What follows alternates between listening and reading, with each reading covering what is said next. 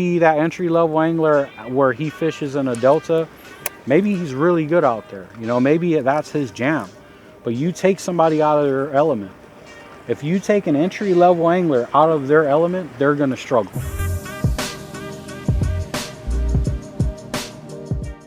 All right, we're live. What's up, everybody, and welcome to another episode of the Night Biter Show. My name is T. I'm just a dude that likes to fish. I like talking about fishing, so I figure, hey, why not do both? Today's episode, we're going to talk about the different levels of fishing in terms of experience, and I think this is going to be a good one. I've honestly wanted to talk about this topic for a long time because I've pondered on the idea of becoming a better fisherman. Before I get into it, let's just go ahead and give it a cast and kind of give you a breakdown of where my mindset is with this video and where we're fishing. I've always aspired to become a better fisherman. I've tried to catch different types of fish. I always wanted to learn new techniques. I've never really wanted to be one-dimensional. I did go through my swim bait phase for a bit where all I threw was a swim bait because, you know, it had a lot to do with it just being cool, right? But at what point do you strive to be better and get better and do better, that you can honestly say, hey, I'm a good fisherman? You know, I think most people think they're good fishermen. But if you were to put it on a scale, just like football and hockey and golf, like if you were to have tier systems, I think it gets broken into 4 categories. There's bad fishermen, which we're not going to talk about. Those are poachers, snaggers, clout chasers. We'll talk about them in a different day. But there's entry-level fishermen, there's good fishermen, and there's great fishermen. Those are like the 3 tiers. So right now I'm fishing the Long Beach breakwall. I've been here for about 10-15 minutes. And I will tell you right now, it is slow. The water temperature is about 57 degrees. These fish, if they're hugged up on the wall, they're not eating. I made a couple of casts. Usually you'll know really quickly. But we're dealing with bioluminescence, cold water. I see some bait flickering, but I didn't really see a lot going on when I idled into the spot. So I moved on to one of my favorite zones where there's a bin on the wall.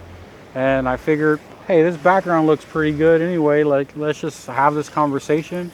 If we catch a fish, we catch a fish. If we don't, nah, who cares? So let's start with entry-level angler. And I know what you guys are thinking, bro, you could just skip that. No, I don't want to. I will tell you this. If you're a one-dimensional fisherman and you didn't learn the basics, or you haven't tried to venture out of your comfort zone, I don't care if you've been doing it for years, chances are you're still an entry-level angler. There, I said it. That's the controversy of this video, guys. To give you a prime example of an entry-level angler, these are people that just got into fishing, or they haven't caught a wide variety of different types of fish. They haven't learned or honed in their skills on a variety of different techniques and applications. If you go out and you fish and most of the fish you catch is primarily luck, chances are you're still on that entry-level phase.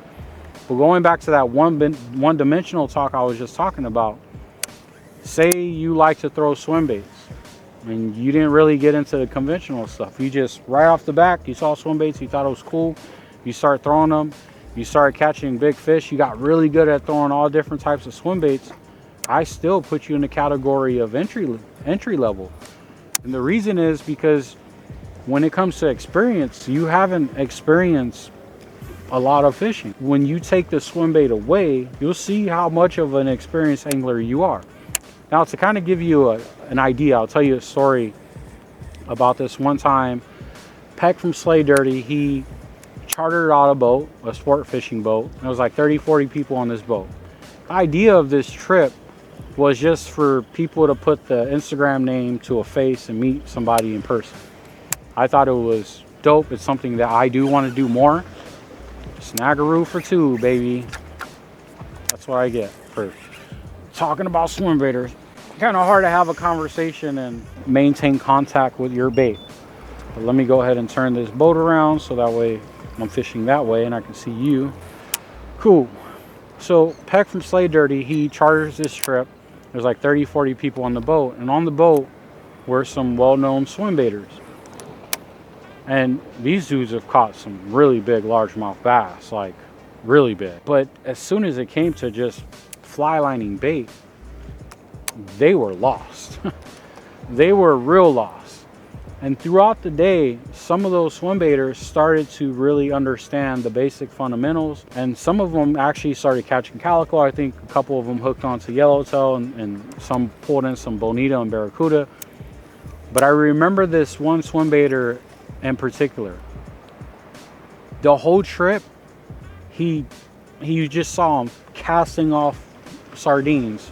He didn't know how to pin the hook. He didn't know how to cast the sardine. He was getting tangled with everybody. But this dude had a really good following on social media.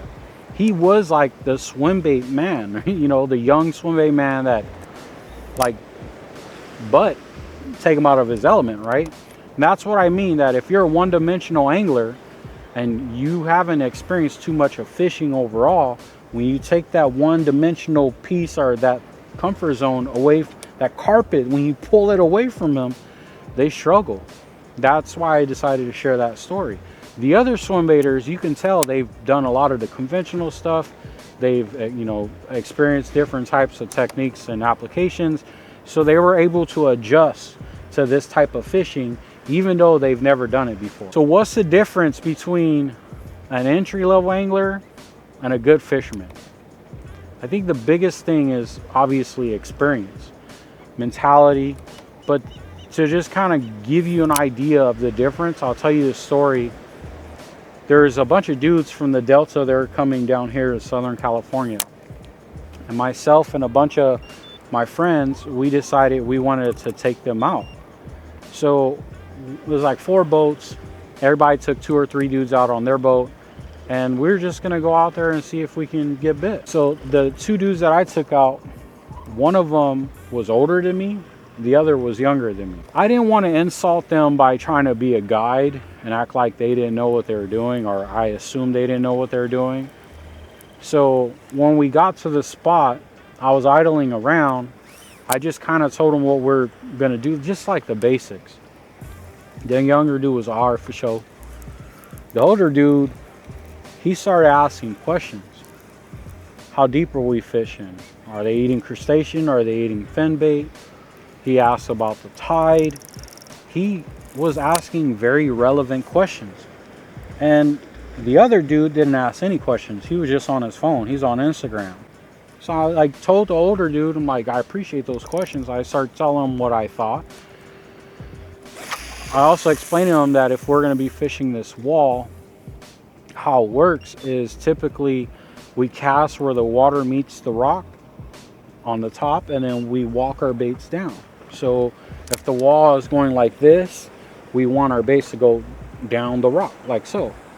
So you cast at the rock, you pop off the rock, and then you hit free spool or you drop your rod tip down. But you always want to maintain contact with your lure on the wall, because if you don't, your bait is going to go deep inside a rock cave or whatnot, and you're going to end up losing your lure. Now, if you're not getting snagged, you're not getting bit. Point blank. These fish are very structure oriented. They're in and around rock. They're ambushy type predators. They're not like largemouth bass, where largemouth bass just kind of just sits there suspended. And guys with front facing sonar can target them and just throw baits. Like, look at me. If I'm not paying attention like I wasn't, I'm gonna continuously get snagged. But nonetheless, off the back, old timer, or I'm just gonna refer to him as OG. He makes a really good cast at the wall. He starts popping his bait off the wall, walking it down just fine. I don't think he lost a lure the whole night. He took what I told him, and he understood exactly what he needed to do. He maintained good contact with that bait. I was doing the same thing, and me and him started getting bit. We started catching fish here and there. It was a slow night though. And I'm looking to the back, the younger dude, he's just casting at the wall and slow winding and then stop, and then slow burning it and stop. Like, he's doing these retrieves. And I told him from the jump, I was like, these fish ain't chasing. Like, they're not gonna swim from far away just to eat your lure. So whatever, we change spots. We go down the wall a little bit more. We do the same thing. We start getting bit. And it got to a point where I told the younger dude, like, bro, stop doing that. Like, you're not getting bit. The more people, like, if it's 3 of us doing the same exact thing that's proven to work, that increases our odds collectively of somebody sticking a bigger grade fish, because there's 3 people doing what works, right? So he makes a cast to the wall, right? And I'm just watching him. He lets his bait sink. He's got all this slack line, his bait sinking. Now, all of a sudden his bait stops sinking. But then the swell pushed in, right? From the outside it pushed in. And then it sucked back into the big ocean. When it sucked back into the big ocean, it took his bait. So now his line starts to take off. And I'm watching the whole thing. And he goes like that and he sets the hook. But his bait is so far into this like micro cave of the wall, he loses his bait. He snagged. And he's like, dude, that was a big one. I'm like, yeah, it was a big swell. But I didn't tell him that, you know. Whatever gets the blood flowing. So he snagged and he's trying to pop off. Finally, you hear snap. He reels in. The line snapped where the braid to floral leader his connection on. It failed. Now, 9 out of 10 times that I bust off, it busts off at the actual floral to lure, not at the connection knot. I just think that connection knots are better. Like, I'm over here talking all this mess. I get snagged on kelp. 9 out of 10 times you're gonna bust off where your line meets the lure, right? So he goes and he's sitting there. It's pitch black. It's dark, right? We were fishing like a new moon or something. There wasn't a big moon out. Not a lot of light, certainly, out here. And he's sitting there trying to tie this braid to a floral leader. And he is struggling. Like, he is like legitimately struggling just to tie this knot in the dark. So like 5-6 minutes goes by. He finally gets one going. And then he's pulling, and you just hear snap again. He's struggling. So I offer to help. He says, no, I got it. It's just my floral is old. That was his reasoning. He's making excuses. Whatever. So me and OG, we're fishing, we're catching fish, we're chilling. You know, young dude finally gets stuff situated, makes another cast at the wall, does the exact same thing. Swell takes his bait. He swears he got bit. He sets the hook. Bam, snap again. And it snapped at the braid to floral connection knot. So I'm like, whatever, bro, you know. He snapped off about 5-6 times that night, from the braid to floral leader. So it got to a point, it's like, dude, let me tie the knot. Like, let me do it. It takes me 20 seconds, bro. So I tied his connection knot. He went and tied his lure on. I'm like, you can't just let your bait sit. You got to walk it down. You have to maintain. But it wasn't registering in his head. Old timers having a ball, kind of making fun of him. So we go to the last spot. The last spot that we went to, I told him, this spot right here, it's the gnarliest spot in this whole harbor. It's got like old rustic metal pipes. It's got like this mesh net material. It's got wires, it's got rope, and it's got concrete with rebar everywhere. It's just like this nasty, but big fish live there. And if you manage to trick one to come out of there wherever to eat your lure, the odds aren't in your favor that you're gonna pull them away. But I know this time of year, March, April, I know a lot of big fish, they stay there. So I explained to the OG that if you do get bit, if you can, try to pull them out during the swell that's going out, right? He knew already. It's like he's fished there so many times, because he cast a dark sleeper there. He got bit, and he pulls the fish out during a outgoing swell, and he landed the fish, and the fish was over 5 pounds. That was like I was really impressed. I've taken dudes out to that same spot that I've been fishing this wall for years, and they can't even pull out 5-pounders from that spot. So it was stoked. It was like, for me to see that, me to witness that, I knew in my head, that's a good fisherman right there. I can learn something from that guy. That's why I was really appreciative to have somebody like that on my boat. The younger dude, he struggled. I don't think he caught a fish the whole night. That story showcases a lot of what differentiates an entry-level angler from a good fisherman. You know, maybe that entry-level angler where he fishes in a delta, maybe he's really good out there. You know, maybe that's his jam. But you take somebody out of their element. If you take an entry-level angler out of their element, they're going to struggle, because they haven't gathered that much experience enough to be able to go be successful somewhere else. It's going to take them a longer time to get it, a couple more tries to get it, versus the OG, who's a good fisherman. He knew to ask questions, right? He knew to ask questions. I just got bit right here. That's crazy. Well, they're biting on this side. That's cool. When I told him exactly what we're doing, I'm pretty sure in his head he thought about some dam maybe he fished. He thought about structure he fished. But either way, he had enough experience to be able to just do it, right? He was right off the back successful. When I asked him, do you do this all the time? He's like, nah, man, I've only calico fish at the island. This is something that he doesn't really do. But somewhere down the line, he's done some type of fishing where he can walk a bait down. That's why I decided to share that story with. It's not to throw shade on the other dude, but like he still has a lot to learn. That's what I was thinking at that time. He has a lot to learn, you know. Maybe if I went to go fish the Delta, if they're doing something completely different that we don't do out here, I think I'll be able to grasp it. You know, I fished the Delta plenty of times, but like I remember the first time I went to the Delta and we were punching. That was the first time we don't punch over here in Southern Cal. What are we gonna punch? Our wives? I can't do that. We go to jail in a heartbeat. But nonetheless, they're all we're flipping and punching. Well, I know how to flip. Nah, I don't know how to flip. In comparison to those dudes, they know how to flip. They've been flipping their whole life. So their bait subtly hitting the water, I'm just watching these dudes. But after like an hour, I got it. I got the technique. They're like, nah, bro, you got to let the line out, but you got to lift the rod at the same time. That's going to help it glide. And just subtle tips. And now I know how to flip. Like, I guess I know how to flip. They go into punch rigs. And when we got into punch rigs, I got that down quick. Why? Because I fish for calico. We fish kelp. I can't tell you how many times I flip into kelp. As soon as it hits the water and goes through that kelp, there's a fish right there, and they hammer it. You got to be like, eye on the prize, baby. There's no... If they bite your lure here in the salt, if they bite your lure, they run straight back into the rock. And if you're not quick with it, what ends up happening is you're going to lose your lure. It is what it is. But nonetheless, I've been doing this for so long, I feel like I am a good fisherman. Not to toot my own horn, but I wanted to know where I stood in the whole totem pole. And I do feel like I'm a good fisherman. I've been doing this for over 15 years, but years don't mean nothing. If somebody got into catfishing and all they like to do is catfish, and maybe trout fish, and all they do is set up 2 poles and they put a bobber and a hook, split shot, maybe, you know, some teardrop weights or whatever it may be, cut bait. If that's all they done for 20 years, I'm happy for them if they happy.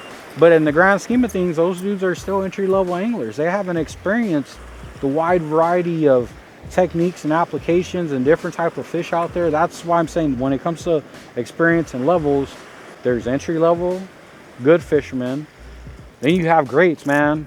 So I'll tell you who I think are great fishermen. I think somebody like Oliver and I think he's a great fisherman. I think he's phenomenal. He's traveled around the world. He's made fishing his life. His life revolves around fishing. One of the biggest things that separates great fishermen from good fishermen, everything surrounding their life revolves around fishing. That's how they make a living. That's all they think about. That love, that passion for fishing, and all the years of experience, he's gotten to travel to some great places. He's gotten to catch great fish. That's what makes him a great fisherman. He's got that cast to catch with probably the world's largest largemouth bass catch to catch. Some people try to down talk it. Look, I'm gonna tell you guys right now, if somebody does something great, you have 2 options. You can just say congratulations, or you can figure out some way to discredit it. And for me personally, I'd rather just be the person that says congratulations. Because at the end of the day, it doesn't matter if someone fed him information or someone this or something. I don't care. Well, I read all the comments on the videos. It doesn't matter. He still hooked the fish and landed the fish. All cast to catch, which is what the video says, cast to catch. So all the other implementations, like, it doesn't matter. Too much hate going on in the too much negativity in the fishing industry. Just be happy, bro. Be happy that someone is having a good time. Be happy that someone is catching fish. Because if you do that long enough and you do put your time on the water, it's going to happen for you.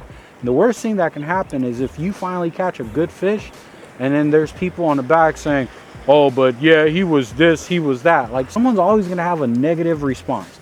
I'm against those negative response, but I'm also for saying good job to the people doing great stuff. Like, so that's why I say Oliver, I think he's a great fisherman. I think Matt Newman is a great fisherman, the owner of iRod. His life revolves around fishing. But just because he makes bass rods, he makes tuna rods too, and he's a hell of a tuna fisherman. There's commercial fishermen out here. There's tuna fishermen. There's captains and sport boats, and then there's Matt Newman. Matt Newman and his little group of guys are nuts when it comes to tuna. They look at stuff that I know 90% of these other tuna fishermen don't think of. But let's talk about Matt's resume. He was a tournament angler for years, so he traveled all across America living off of checks, sponsored individual. If that's not truly great, I don't know what it is. Then he says, you know what, I need to do something that's going to allow me to fish more, fish whenever I want. I'm going to start a rod company. You start a rod company. In order for you to develop good rods, you have to have some form of experience to be able to make a good rod, to know what a good rod is. That, like, these great things that he's done makes him a great fisherman, in my opinion. And he has experience galore. I will leave you guys with a bonus one. There are legendary fishermen. These are like 1 in a million. I think Kevin Van Dam, legendary. That dude is a legendary Pokemon. Straight up. I think he's the most winningest tournament angler of all time or something like that. And just when you thought he was done, he cracked another one. I think Scott Martin is another legendary Pokemon too. This dude right here, he took what social media and all the YouTube and the vlogs and all that, he was like the first one to really do it. He's the first one to set the standard of what needs to be done. A lot of professionals complain about these TikTokers and short form videos. While they're complaining, Scotty was doing. And he led the way. I feel like he's the standard. If you can't make stuff closely, remotely to what he's doing, you are not going to make it. You are not going to make the money. Finally, man, we've been going through this stretch. Little guy. This feels like a little calico on a fluke. But this is way off the wall, though. Oh, no, it's a scoping. Look at that, guys. Scoping. I do hate scoping with all my might. Scoping make me upset. You guys want to see me get stung? Oh, be right back. All right, sorry about that. Yo, I don't like scoping. I've been stung so many times. I got some buddies that come on my boat, and I call them my personal deckhands. They know who they are, man. I appreciate you, Daniel and Josh. But nonetheless, look, man, to kind of wrap up this video, I want to make videos like this where I can talk about topics that I know nobody else want to talk about. You know, so a lot of professionals refrain from talking about certain things because they don't want to get their brand endorsement deals taken away, whatever it may be. But at the end of the day, somebody has to talk about these topics, and that's why I felt like I kind of weaseled my way into this whole YouTube thing. And if you do like what I'm talking about, just consider hitting that like button, subscribe if you haven't already.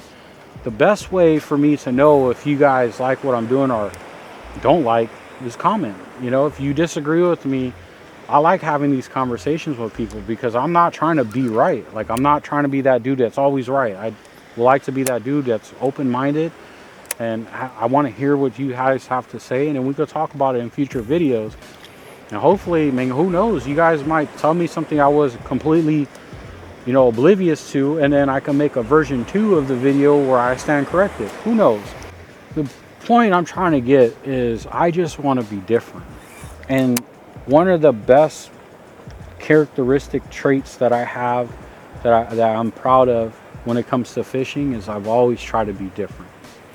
If I see 100 people doing the same thing, I always wonder in my head, what could I have done differently to share similar results? And because of that, throughout the years, I've tried so many different things, and some worked out, a lot didn't, but that's how you learn, you know? And when you watch my videos and you hear me talk about certain things when it comes to fishing, I think that's what you're gonna get out of this channel, is like, that dude thinks differently. And I encourage people to think differently, because everybody's doing the same thing in life, man. You know, let me turn this boat. Everybody, look at this. Everybody's doing the same thing out there. They're all working, and then at the end of the week they cash their check and they're paying all their bills, and the next week It's the same thing.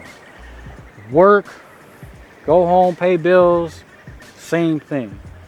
And I love fishing because it gives me an opportunity to be different. It gives me opportunity to do something different.